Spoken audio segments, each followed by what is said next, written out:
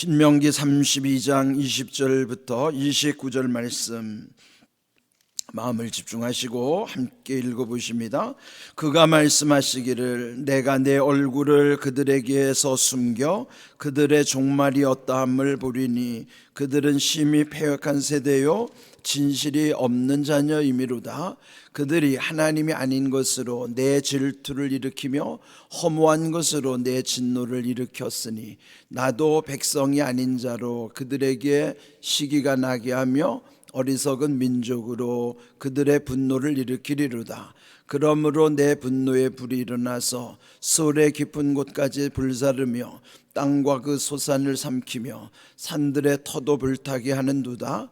내가 재앙을 그들 위에 쌓으며 내 화살이 닿을 때까지 그들을 쏘리로다. 그들이 주림으로 쇠약하며 불같은 더위와 독한 질병에 삼켜질 것이라.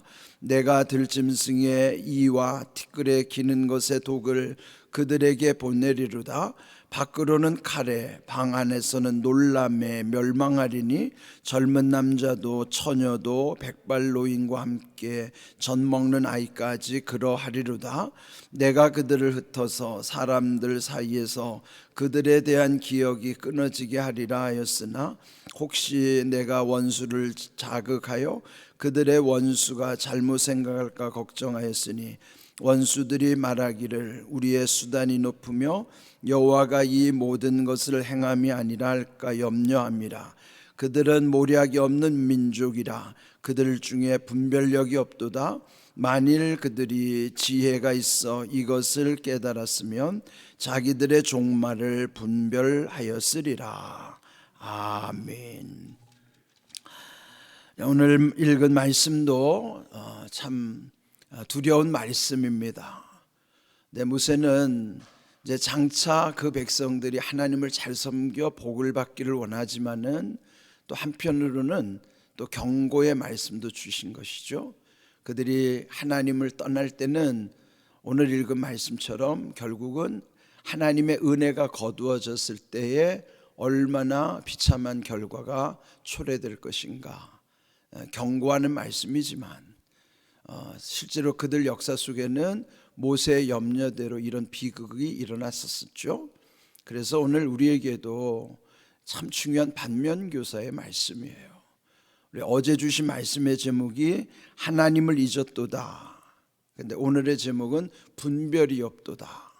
모세가 그 백성을 보면서 우려하는 표현이기도 합니다. 우리도 하나님을 잊어버리면 분별이 없어지죠. 분별이 없다는 것은 우리가 흔히 속된 말로 하면 똥오줌 못 가린다는 말 하잖아요.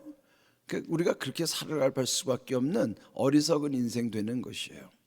오늘 주신 20절을 보면은 그가 말씀하시기를, 즉 모세가 이렇게 표현하는 건 그분이 하나님이신 거예요. 하나님이 모세에게 말씀하시기를, 결국 하나님은 그 얼굴을 숨기고 또 그들의 종말이 어떠함을 볼 것이다. 그 까닭은 그들이 심히 패역한 것이고 진실이 없는 자녀이미로다. 여기서 중요한 말씀 진실이라고 하는 단어예요. 진실은요 거짓 없음이거든요. 근데 그 마음의 진실함은 아무도 모르죠.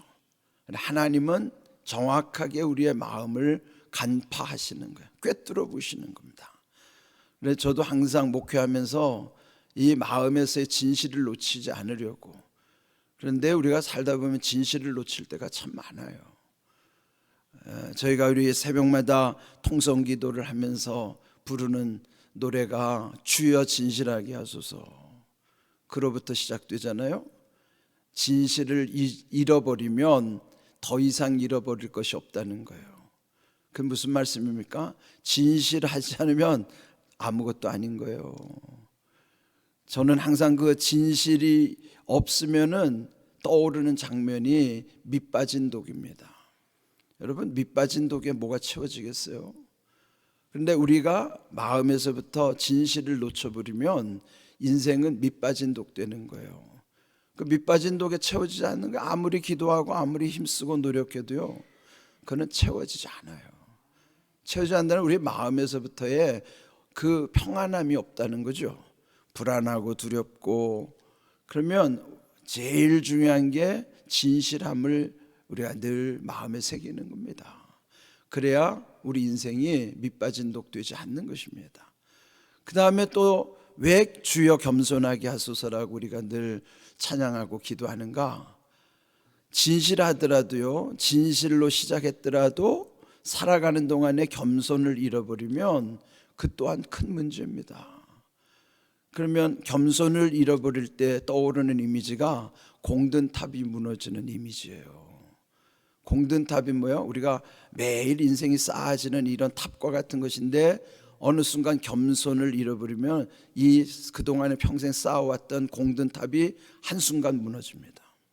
그 왜 그래요? 처음엔 진실함으로, 그러니까 밑빠진 독이 아니니까 그렇게 채워지는 거죠. 그런데 겸손을 잃어버리면 한순간에 와르르 무너지는 겁니다. 그거 무너지면 더 이상 회복되지 않아요. 그러니까 인생의 마지막에 추락하는 사람이 가장 불행한 사람이에요. 그러면 신앙으로 볼 때는 평생에 예수 잘 믿다가 지옥 가는 사람이 제일 불행하죠. 이게 우리가 자만하면 안 되는 거예요. 그래서 진실함은 절대로 놓쳐서 안 되지만 끝까지 진실함을 유지할 수 있는 비결은 또한 겸손함입니다.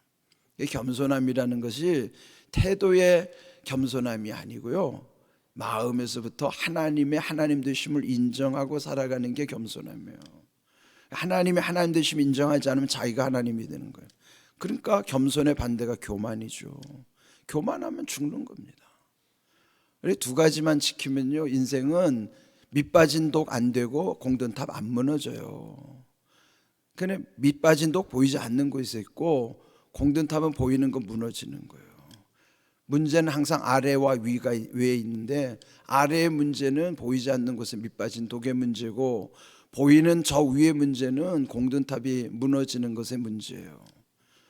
그러니까 항상 기억하는 거, 우리가 통성기도 끝에 주여 진실하게 하소서, 주여 겸손하게 하소서, 주여 능력 주시옵소서, 진실함의 바탕과 겸손함 속에 거기에 하나님의 능력이 쌓여질 때 그 능력이 온전해지는 겁니다. 그 능력이 천국까지 가는 거예요. 이 세 가지를 늘 기억해야 돼요. 진실함으로 시작한 것이 겸손함으로 끝까지 유지돼서 그 삶 속에 진실함과 겸손함으로 하나님의 능력으로 세워질 수 있도록. 제가 그걸 찬양하는 건요, 제가 평생에 목회하면서 하나님이 주시는 은혜 가운데 요 세 가지만 지키면 하나님 앞에 내가 무너지지 않겠다. 그래서 진실함과 겸손함으로 항상 살피는 거예요. 사람 두려워할 것도 없어요. 진실함과 겸손함 그 가운데 하나님을 두려워하는 믿음은 평안함과 담대함으로 사람도 두렵지 않아요. 사람이 무슨 말을 한다고 해서 누가 여러분한테 누가 어떻다 저떻다 이런 말 하나도 안 두렵습니다. 늘 여러분 담대함의 비결도 이런 진실함과 겸손함 가운데에 평안의 은혜만 있으면 됩니다. 근데 그게 안 되니까 문제예요. 그래서 왜 심히 패역한 세대인가? 진실이 없기 때문에. 그러면 밑빠진 독 되는 거예요. 그리고 그 말씀 지금 계속 나오는 겁니다. 21절, 그들이 하나님 아닌 것, 그게 뭐예요? 우상이죠. 하나님 아닌 것 하나님으로 착각하는 것, 그 우상이죠. 두 번째 줄, 허무한 것, 그 뭐예요? 하나님을 잊어버리면 이제 허무한 일에만 힘쓰는 거예요. 그러다가 결국은 하나님이 얼마나 화가 나셨으면 셋째 줄에 나도 내 백성 아닌 자로 여긴다. 하나님을 하나님으로 여기지 않으면 하나님도 내 백성으로 안 여기겠다는 거죠. 이게 무서운 말씀이죠. 하나님이 하나님 되신 가운데 나는 그의 백성이고 하나님의 자녀 가운데서 우리도 살아갈 수 있는 거예요. 모든 게 하나님과의 관계 속에서 이루어지는 겁니다. 그래서 그 21절 넷째 줄에 보면은 어리석은 민족 하나님께 분노를 일으킨다. 이 말씀을 이렇게 따라가다 보면요, 이게 그 시대의 말씀만 아니라 오늘 우리의 일상에서도 이렇게 되는 겁니다. 진실을 놓치는 순간 이렇게 우리도 살아요. 진실이 없으니까 하나님 아닌 것을 하나님으로 착각하고 헛된 것에 쫓아가고 어리석음이 드러나는 것입니다. 그래서 22절 분노의 불을 일으키겠다. 또 23절 재앙을 쌓으며 내 화살이 닿을 때까지 그들을 쏘리라. 그 심판의 화살이 이르는 거예요. 심판의 화살이 구체적으로 24절에 어떻게 다가오는가? 그들이 주림으로 쇠약하며, 이게 기근이 드는 거예요. 기근의 현상. 또 불같은 더위. 여러분 지금 이게 기후 이상이 이게 우리의 탐욕으로 나온 것도 하지만 그 이면에는 하나님의 이런 심판의 요소도 들어있어요.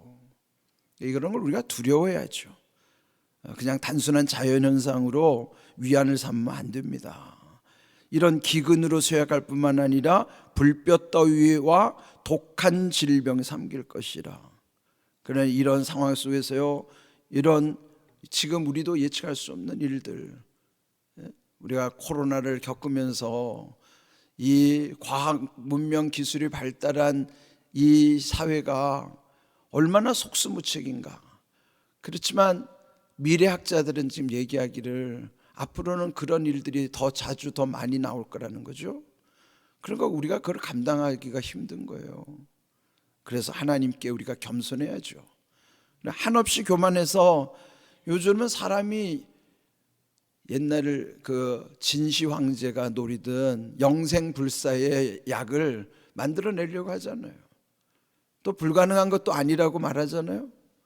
그러니까 우리의 그런 모든 것을 우리의 장기에 이런 걸 인공으로 다 대체할 수 있는 순간, 그러면은 죽음을 늦출 수도 있고 안 죽게 할 수도 있겠죠. 그러면 이제 비극인 거예요. 지금 이 시대 속에 기억해야 될 거는 그 가운데 하나님의 심판이 있다는 걸 기억해야 되는 거예요. 독한 질병뿐만 아니라 들짐승의 이 티끌에 기는 것의 독, 이런 우리가 예측할 수 없는 아주 이런 각종 질병과 전쟁들. 25절 밖으로는 칼 안으로는 놀람으로 멸망하게 될 것이다. 안팎으로 이런 두려운 일들에 봉착할 수밖에 없다. 젊은 남자 처녀 백발노인 젖먹는 아이에게는 남녀노소 다 그리 될 것이라는 거예요.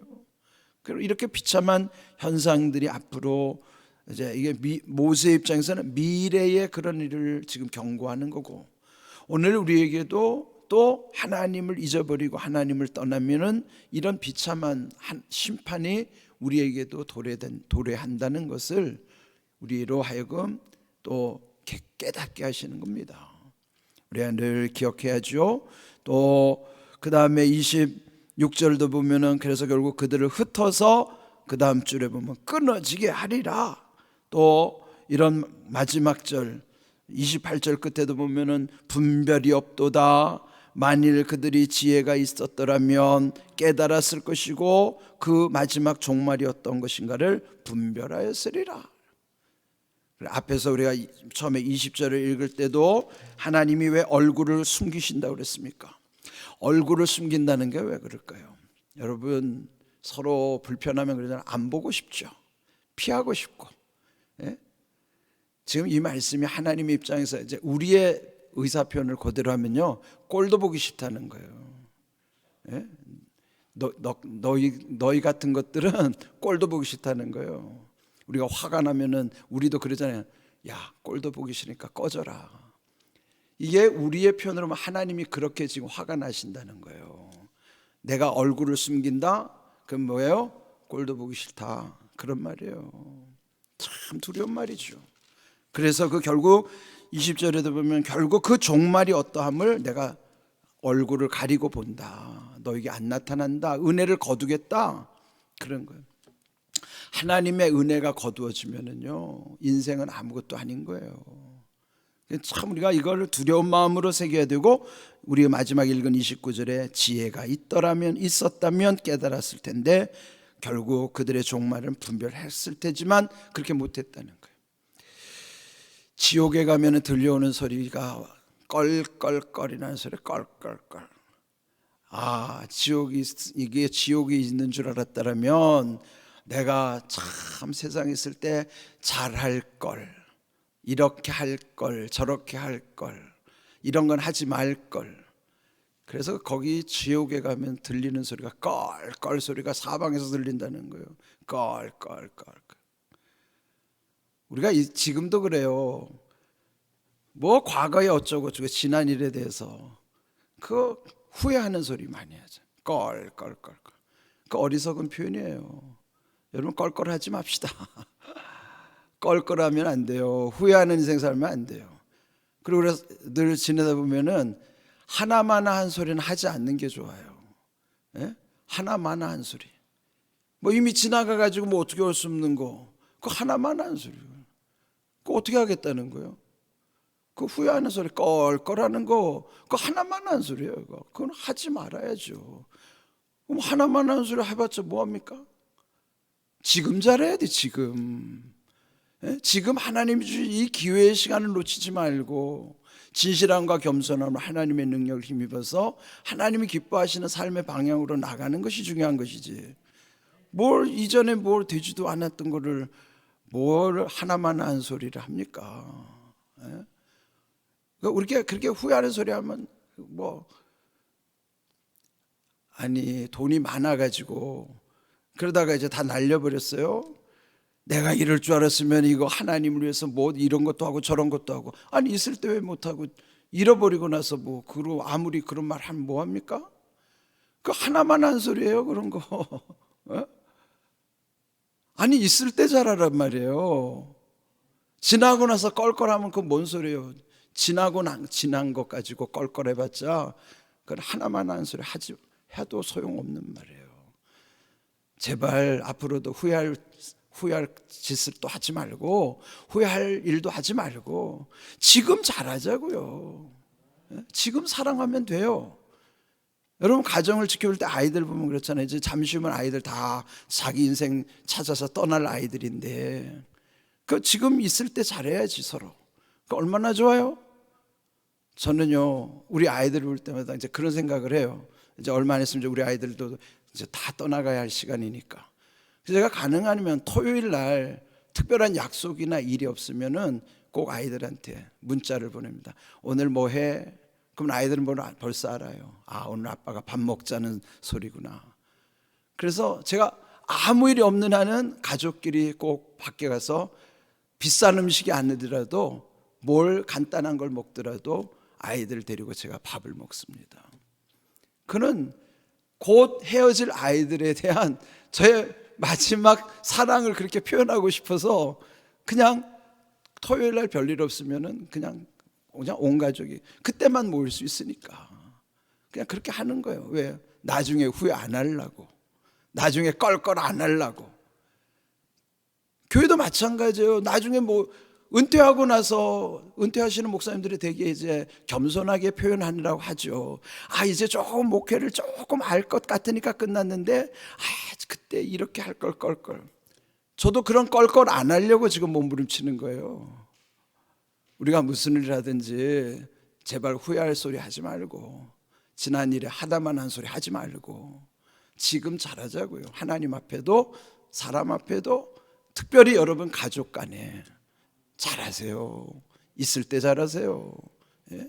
오늘 주신 말씀처럼 진실함과 겸손함 가운데 하나님의 능력을 힘입는 복된 믿음 되시기를 주님의 이름으로 축복합니다. 아멘.